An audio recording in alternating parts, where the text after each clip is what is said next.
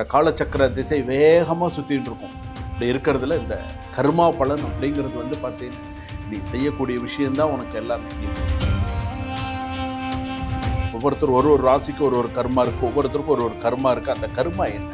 செய்த புண்ணியம் ஒரு நாள் காக்கும், செய்த பாவம் ஒரு நாள் தேடி வரும். அது மட்டும் ஞாபகம் வச்சுக்கணும். மேஷராசி பொறுத்தளவுக்கு இன்னைக்கும் உன்னுடைய கர்மா பலன் நான் என்னன்னு சொல்லவா? உன்னுடைய அகந்தை அழிய வேண்டும், உன்னுடைய கோபம் அழிய வேண்டும், நான் மட்டுமே சரி அப்படிங்கிற ஒரு எண்ணத்தை விட வேண்டும்.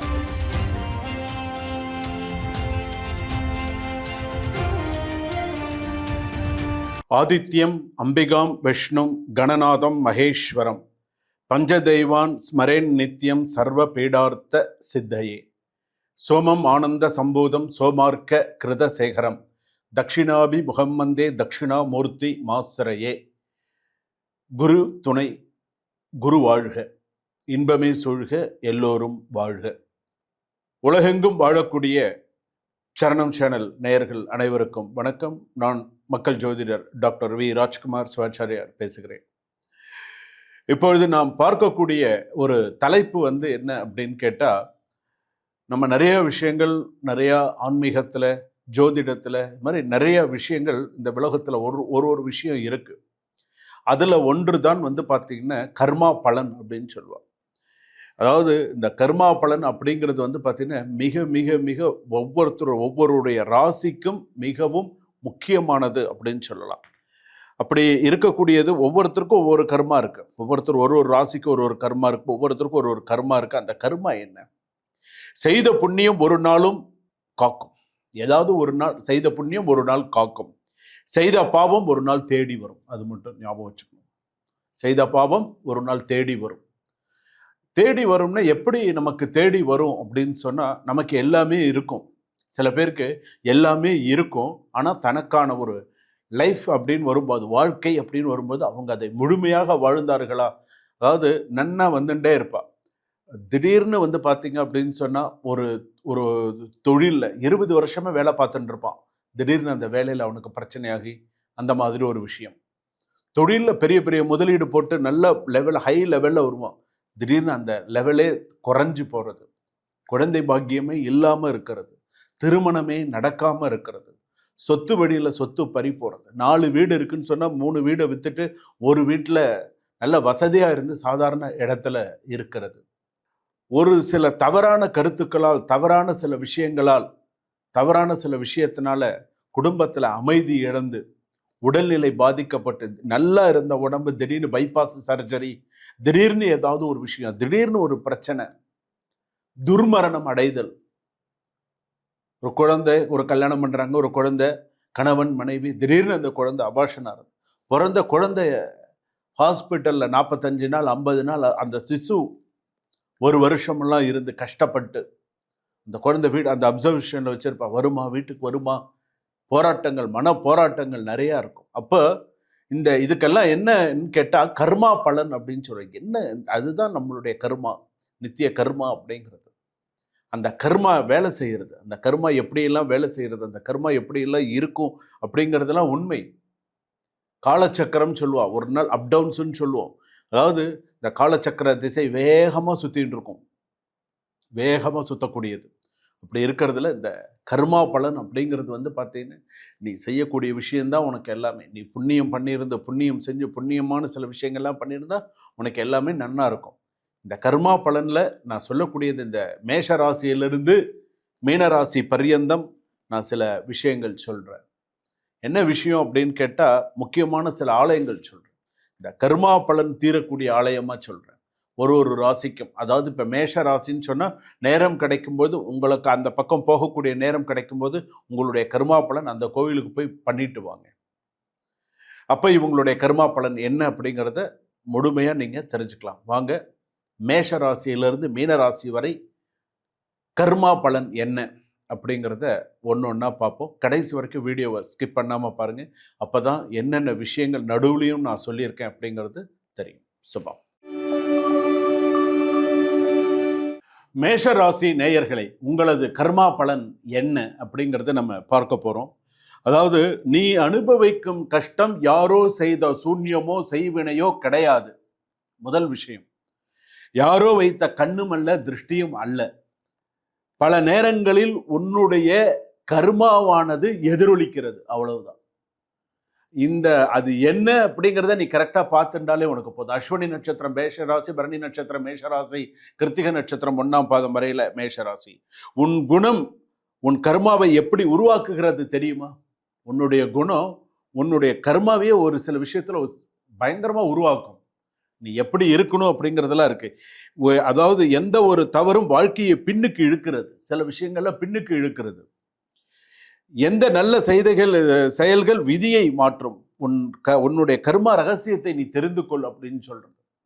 உன்னுடைய கர்மா என்ன, உன்னுடைய கர்மா ரகசியத்தை நீ தெரிஞ்சுக்கணும். அதாவது ஒரு சில விஷயங்கள்லாம் பார்த்தோன்னா உன்னுடைய கர்மா மேஷராசி பொறுத்த அளவுக்கு முதல் விஷயம், உன்னுடைய அகந்தை அழிய வேண்டும், உன்னுடைய கோபம் அழிய வேண்டும். உன்னுடைய கோபம் இருக்கக்கூடாது.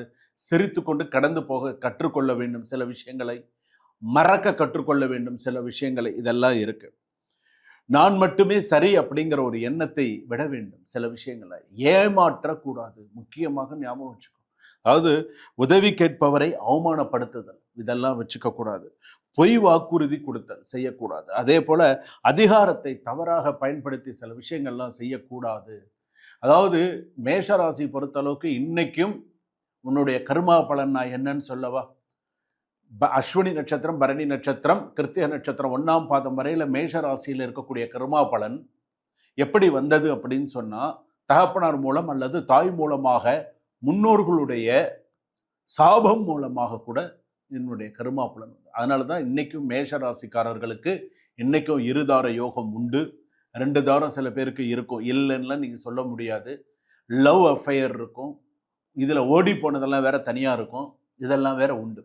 வீட்டு விட்டு ஓடி போனது, வீட்டில் அதே போல ரிலேஷன்ஷிப்ல இருக்கிறது, இவ்வளவும் இந்த கர்மால இருக்கக்கூடியது. நல்ல பேரை சில பேர் பார்த்தீங்கன்னா நல்ல ஒரு சில இடத்துல நல்ல ஆச்சாரமா நல்ல பயங்கரமா இருப்பாங்க அந்த குடும்பத்திலேயே. ஆனா அந்த பொண்ணு செய்யக்கூடிய ஒரு சில தவறுனால் அவங்க அப்பாவுக்கு மிகப்பெரிய ஒரு தலைக்குனி வரும். அதுவும் ஒரு விதமான கர்மா. குழந்தையே இருக்காது, அது ஒரு கர்மா. ஒரு சிசு காலமானது, அது ஒரு கர்மா. மாதிரி நிறைய விஷயங்கள் இருக்கு. இந்த மாதிரிலாம் இருக்கும்போது உன்னுடைய கர்மாவை நீ சில விஷயங்களை என்ன பண்ணணும்? நம்ம இன்னைக்கு கஷ்டப்படுறோமா? எதனால கஷ்டப்படுறோம்? ஏன் கஷ்டப்படுறோம்? நீ ஒரு நாளைக்கு உட்கார்ந்து சிந்திச்சு பார்க்கணும். நீ நிறைய கோவிலுக்கு போற, வழிபாடு பண்ற, அன்னதானம் கொடுப்ப, நீ எல்லாமே பண்ற. ஆனா எல்லாரும் என்ன தெரியுமா சொல்லுவாங்க? எல்லாரும் பொதுவாக என்ன தெரியுமா, நீங்களே என்ன தெரியுமா நினைப்பீங்க? நம்ம எல்லா கோவிலுக்கும் போறோம், சாமி கும்பிடுறோம், நம்மளும் எல்லா விஷயமும் தான் பண்றோம். ஆனால் நம்ம ஏன் இவ்வளோ கஷ்டப்படுறோம் நமக்கே தெரியல, நம்ம என்ன கர்மமோ தெரியல அப்படின்னு நம்ம வாயில வருதா?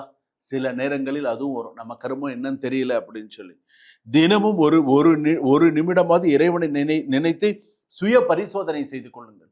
இறைவனை ஒரு நிமிஷம் கண்ணை மூடி மனசுல நல்லா பிரார்த்தனை பண்ணி ஒரு நிமிஷமாவது யோசிச்சுப்பார். உன்னுடைய கர்மா என்ன, உன்னோட விஷயங்கள் என்ன அப்படிங்கிறத யோசிச்சுப்பார்.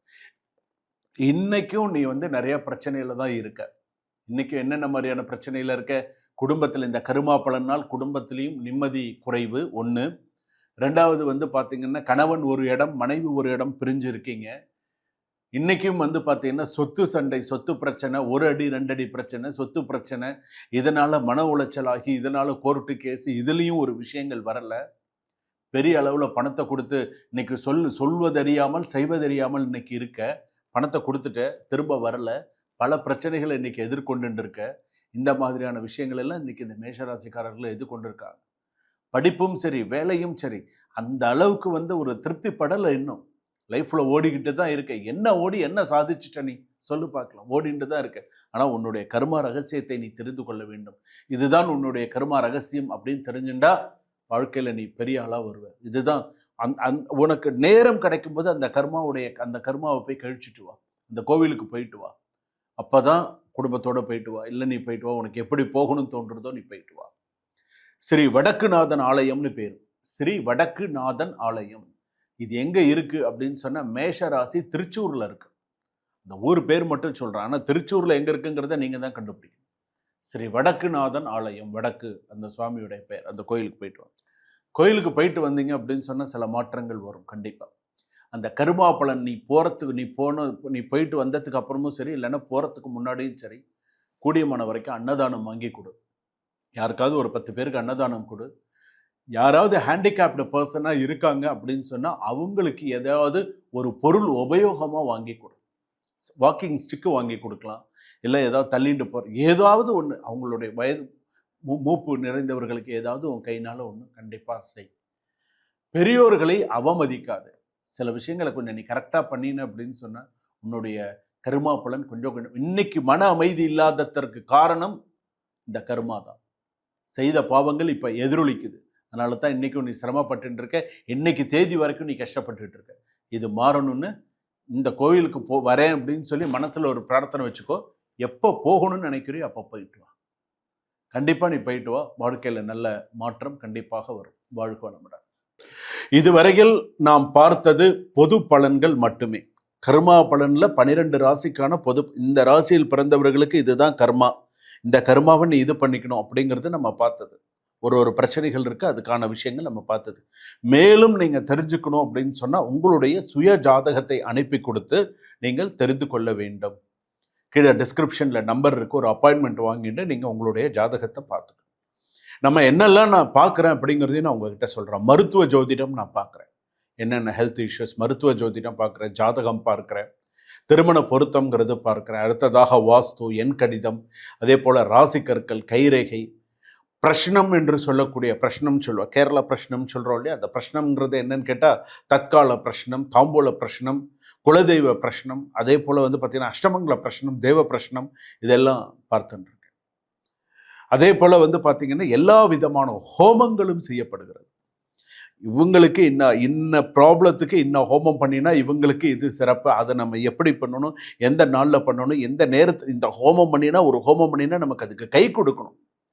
அந்த ஹோமத்துடைய விஷயம் நமக்கு நிறைய கை கொடுக்கணும். என்ன மாதிரி நம்ம பண்ணணும் அப்படிங்கிற விஷயங்கள்லாம் இருக்குது.